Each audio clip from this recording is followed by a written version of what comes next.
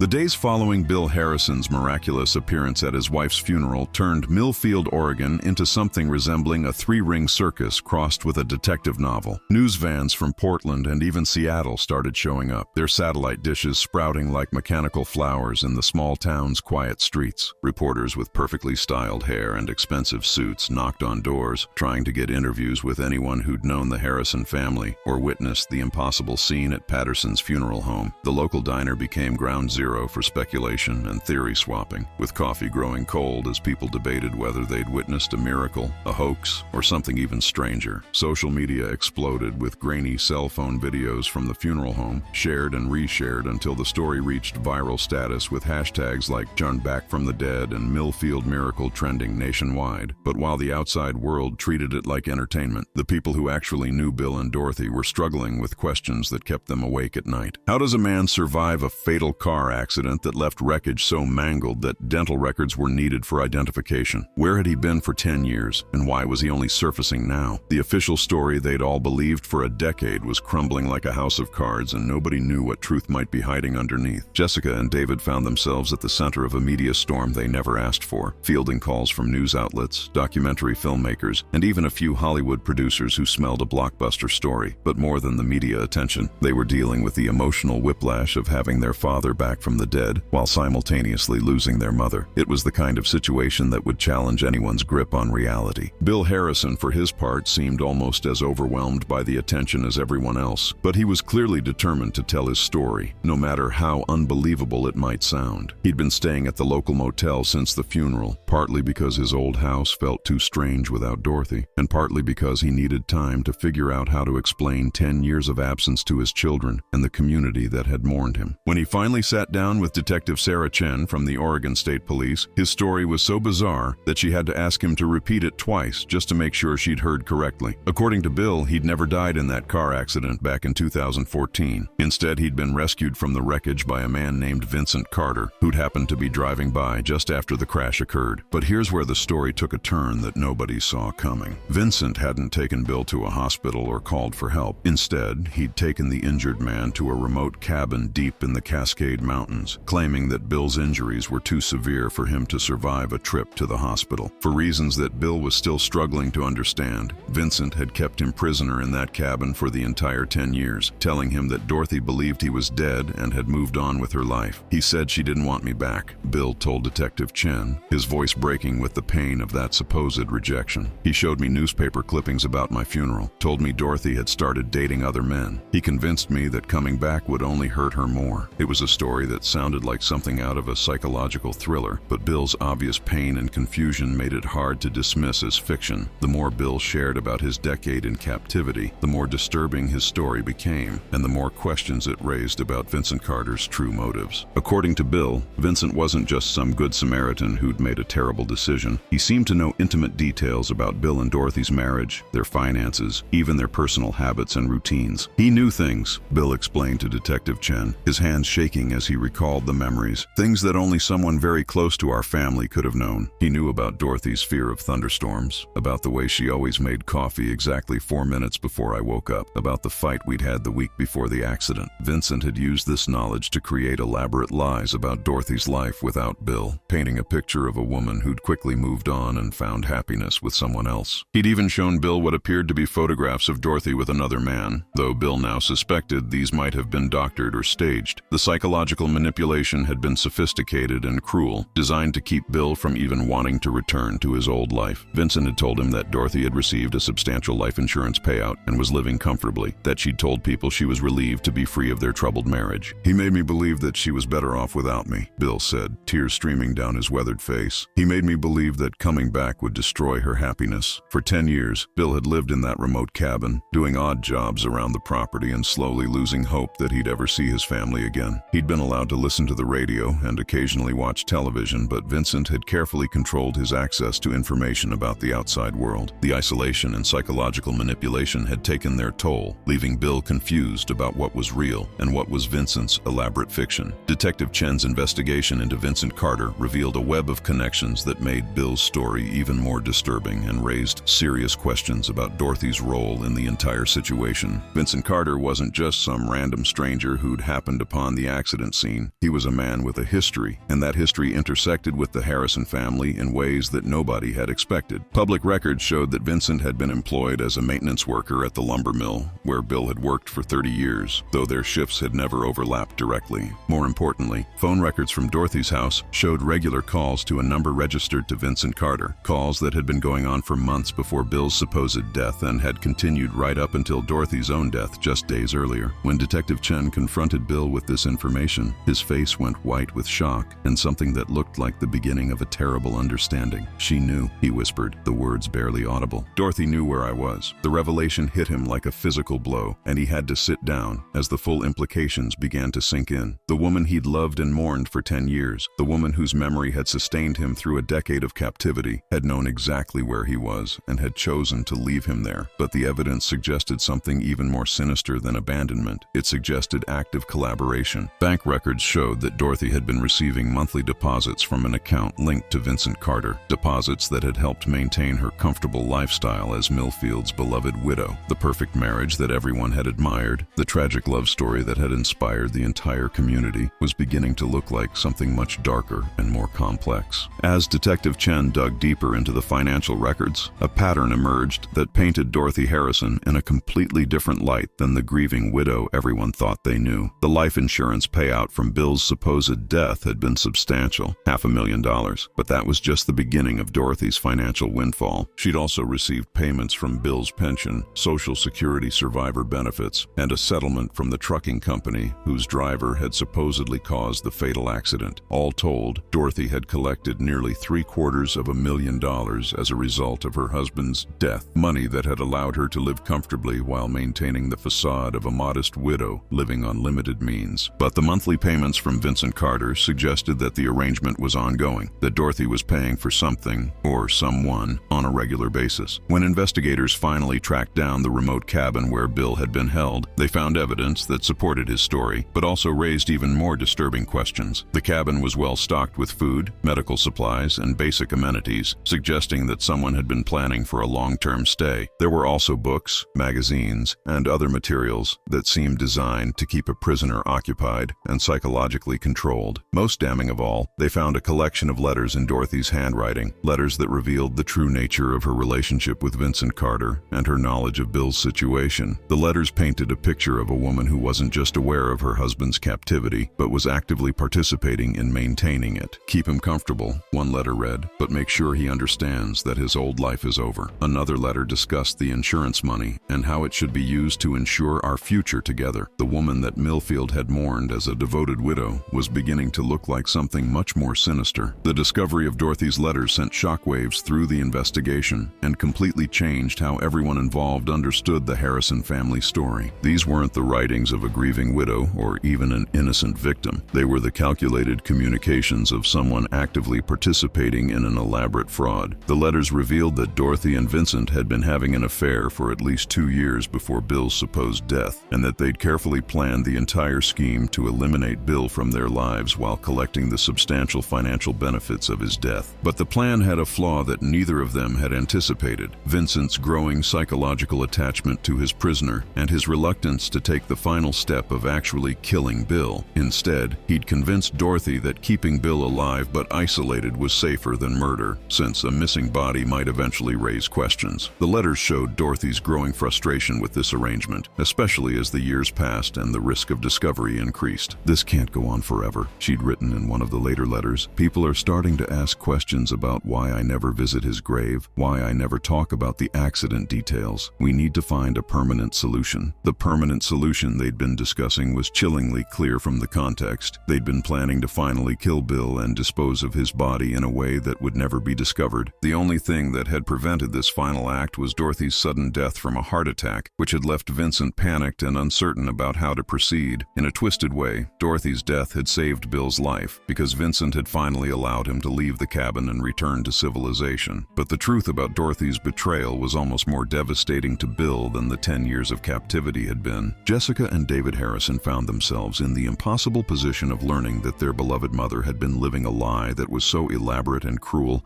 that it challenged everything they thought they knew about human nature. The woman who'd raised them, who'd taught them about honesty and integrity, who'd seemed to embody the best qualities of love and devotion, Harrison, had been capable of a deception so profound that it had destroyed their father's life and stolen 10 years from their family. The evidence was overwhelming and undeniable. The letters, the financial records, the phone calls, the payments to Vincent Carter. But accepting it meant accepting that their entire understanding of their family had been built on a foundation of lies. Jessica, in particular, struggled with the revelation, alternating between defending her mother's memory and confronting the horrible truth of what she'd done. There has to be an explanation, she kept saying to anyone who would listen. Mom wasn't capable of something like this. She loved Dad. She mourned him every day for 10 years. But even as she said the words, Jessica was remembering things that now took on a different meaning. Her mother's reluctance to talk about the accident, her insistence on cremating Bill's supposed remains instead of having a traditional burial, her comfortable financial situation despite supposedly living on a modest pension. David was more willing to accept the evidence, but that acceptance came with its own kind of pain. She stole 10 years from us, he said during one particularly difficult conversation with his sister. 10 years we could have had with Dad, 10 years of family gatherings and holidays and just normal life. She stole all of that for money and some twisted love affair. The siblings found themselves grieving their mother's death all over again. But this time, they were grieving the death of the woman they'd thought she was, not the woman she'd actually been. The arrest of Vincent Carter brought some measure of justice to the situation, but it also opened up new questions about the full extent of the conspiracy and whether other people in Millfield might have been involved. Vincent's confession largely corroborated Bill's story, though he painted himself as someone who'd been manipulated by Dorothy, rather than an equal partner in the scheme. According to Vincent, Dorothy had seduced him and convinced him that Bill was abusive and that she was trapped in an unhappy marriage. She'd supposedly begged Vincent to help her escape, and the car accident had presented what seemed like a perfect opportunity to stage Bill's death and start fresh. But as the investigation continued, it became clear that Vincent's version of events was just another layer of lies designed to minimize his own responsibility. The evidence showed that he'd been the one to suggest keeping Bill alive, rather than killing him outright, not out of mercy, but because he'd developed a sick fascination with having complete control over another human being. The cabin where Bill had been held was equipped with surveillance cameras and recording equipment, suggesting that Vincent had been documenting his prisoner's psychological deterioration for his own twisted entertainment. Phone recordings revealed conversations between Dorothy and Vincent where they'd laughed about Bill's situation and discussed ways to make his captivity more psychologically damaging. The woman that Millfield had admired as a pillar of the community had been capable of cruelty that defied comprehension. As more details emerged, the town began to grapple with the uncomfortable realization that they'd been completely deceived by someone they'd trusted and admired for years. The Perfect Widow's story had been a masterpiece of manipulation, and everyone who'd believed in it felt like they'd been made fools of by someone who'd viewed their sympathy and support as nothing more than useful cover for her crimes.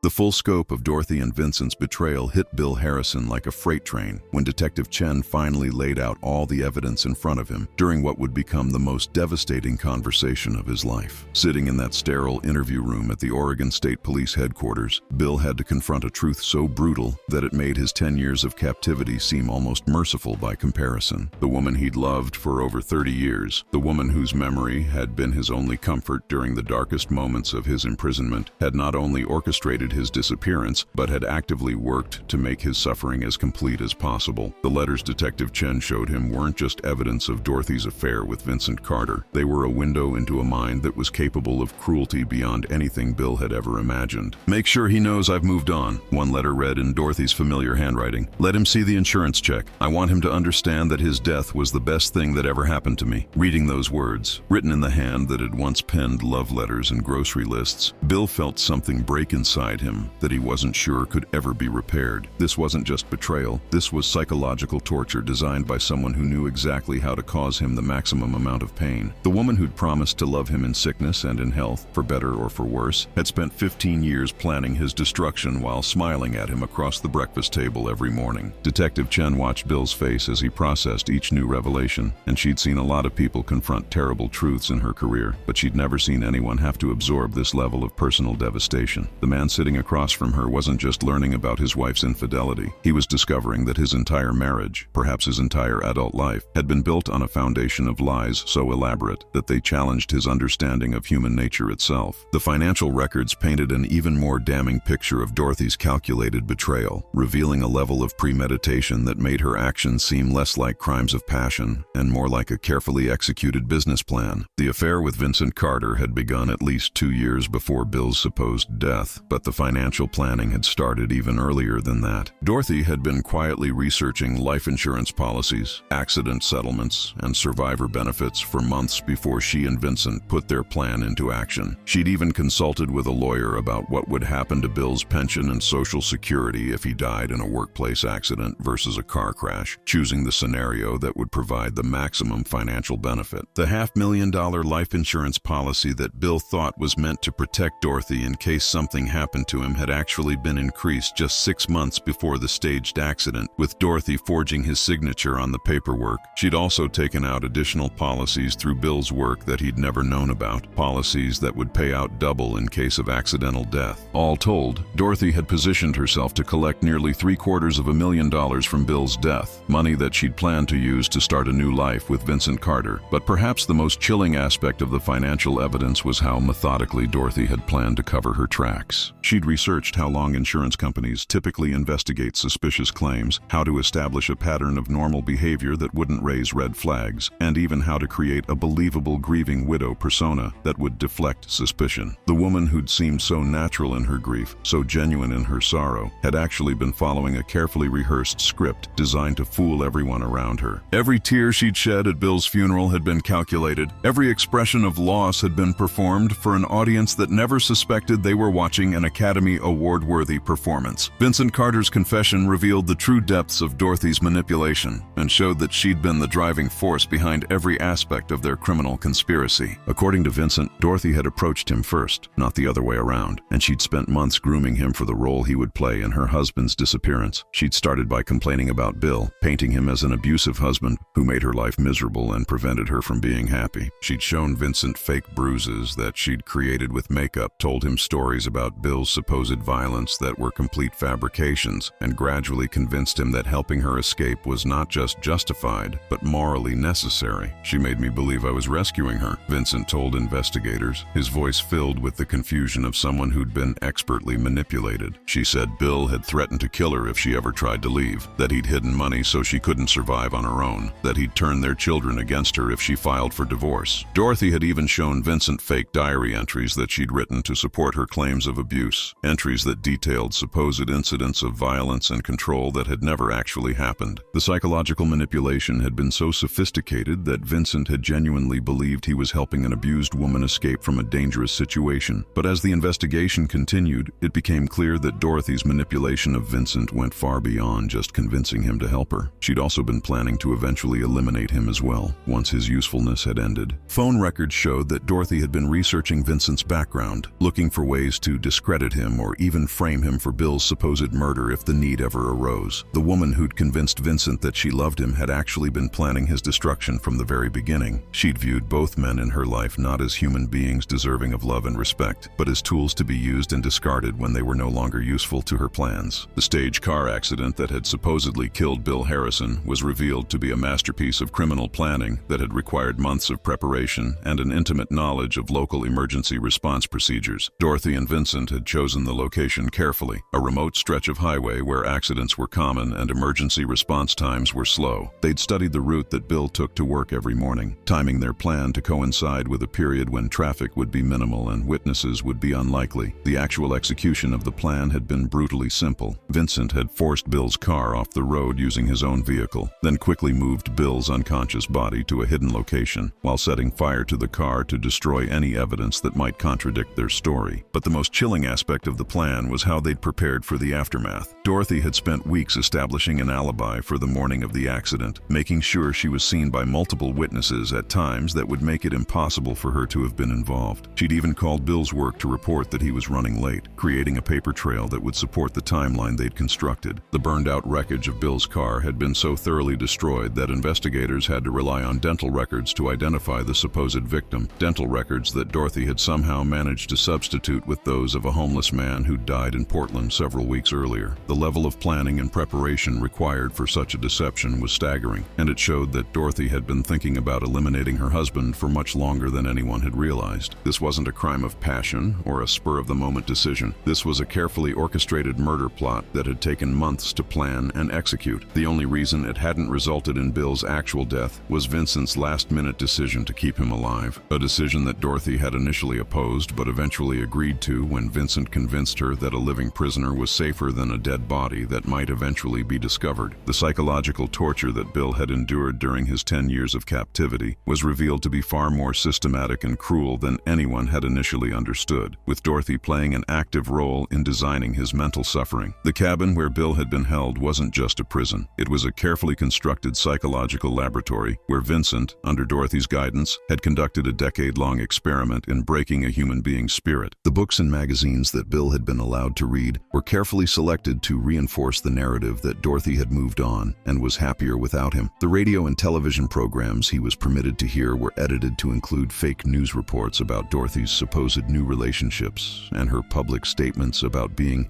grateful for her freedom. Even the food he was given was designed to remind him of home while simultaneously reinforcing his isolation. Dorothy would send Vincent recipes for Bill's favorite meals, along with instructions to tell Bill that she was cooking these same dishes for her new boyfriend. The letters that Vincent had shown Bill over the years, supposedly from Dorothy but actually written by Vincent under her direction, were masterpieces of psychological manipulation designed to destroy any hope Bill might have had of reconciliation or rescue. "I never loved you," one fake letter read. "I was just waiting for the right opportunity to escape from our miserable marriage. Vincent has shown me what real love feels like, and I never want to go back to the life I had with you." The systematic nature of this psychological torture showed that Dorothy hadn't just wanted Bill to disappear. She'd wanted him to suffer as much as possible while he was gone. She'd designed his captivity to be a living hell where every day would bring fresh reminders of her betrayal and his powerlessness to do anything about it. The woman who'd once promised to love and cherish him had instead devoted herself to ensuring that his every waking moment would be filled with pain and despair. Jessica and David Harrison found themselves caught in an impossible emotional situation as they tried to reconcile the mother they'd loved and admired with the monster that the evidence revealed her to be. The cognitive dissonance was almost unbearable. How could the woman who'd taught them about honesty and integrity, who'd comforted them through childhood disappointments and celebrated their adult achievements, be capable of such systematic cruelty toward their father? Jessica, in particular, struggled with what psychologists call complicated grief. She was mourning not just her mother's death, but the death of her understanding of who her mother had been. "I keep thinking about all the times she comforted me when I was upset about Dad's death," Jessica told the family therapist they'd started seeing. "She would hold me while I cried and tell me that Dad was in a better place, that he wasn't suffering anymore. All the while she knew he was alive and suffering in ways I can't even imagine." The betrayal felt personal in a way that went beyond just learning about their mother's crimes. It felt like their entire childhood had been built on a foundation of lies. Every family dinner where Dorothy had set a place for Bill, every anniversary where she'd cried over his supposed grave, every holiday where she'd talked about how much she missed him, all of it had been an elaborate performance designed to maintain her cover story. David found himself questioning every memory he had of his parents' marriage, wondering which moments had been genuine and which had been part of Dorothy's long-term deception. Did she ever really love him? He asked during one particularly difficult therapy session. Or was she planning his destruction from the very beginning? The siblings also had to grapple with the guilt of having believed their mother's lies so completely that they'd never questioned her story or looked for their father. They'd accepted his death, mourned him, and moved on with their lives while he was suffering in captivity just a few hours away. The knowledge that they could have potentially saved him if they'd just asked the right questions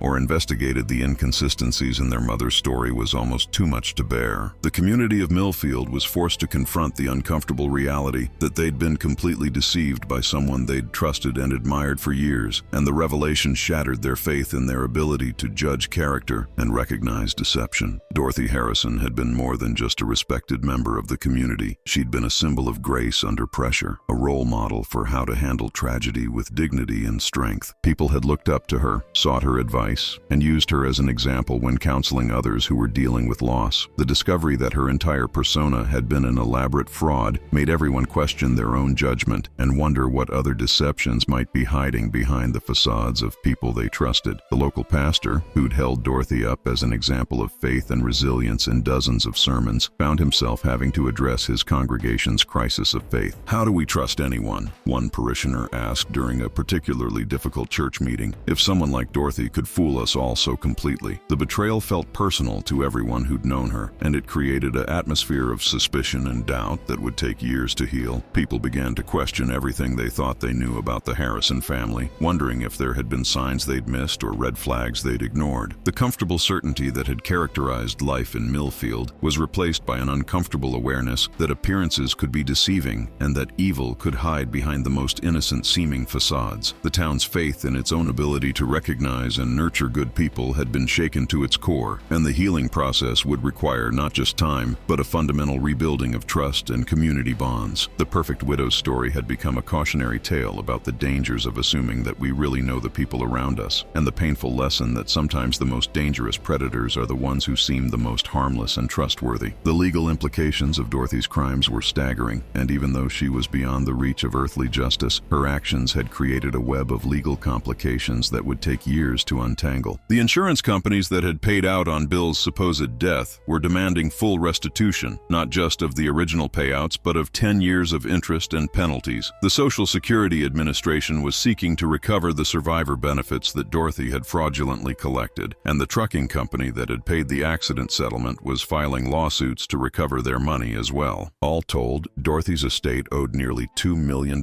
in restitution and penalties, money that would have to come from the assets she'd accumulated through her crimes. But the legal complications went beyond just financial restitution. There were also questions about what other crimes Dorothy might have committed that hadn't yet been discovered. Investigators were reviewing every aspect of her life, looking for other instances of fraud or deception that might have gone unnoticed. They were also investigating whether other people in Millfield might have been complicit in her crimes, either knowingly or unknowingly. The scope of the investigation had expanded far beyond the original case, and it was becoming clear that Dorothy's web of lies had touched many more lives than anyone had initially realized. Vincent Carter was facing charges of kidnapping, fraud, conspiracy, and a dozen other felonies that could result in a life sentence. But even his prosecution was complicated by questions about the extent to which he'd been manipulated by Dorothy versus being a willing participant in her crimes. The legal system was struggling to find precedents for a case this complex and unusual, where the primary perpetrator was dead and the victim had been held captive for a decade by someone who'd convinced him that his own family didn't want him back. Bill Harrison found himself in the strange position of being both a victim and a key witness in a case that would likely take years to fully resolve, all while trying to rebuild a life that had been stolen from him by the person he'd trusted most in the world.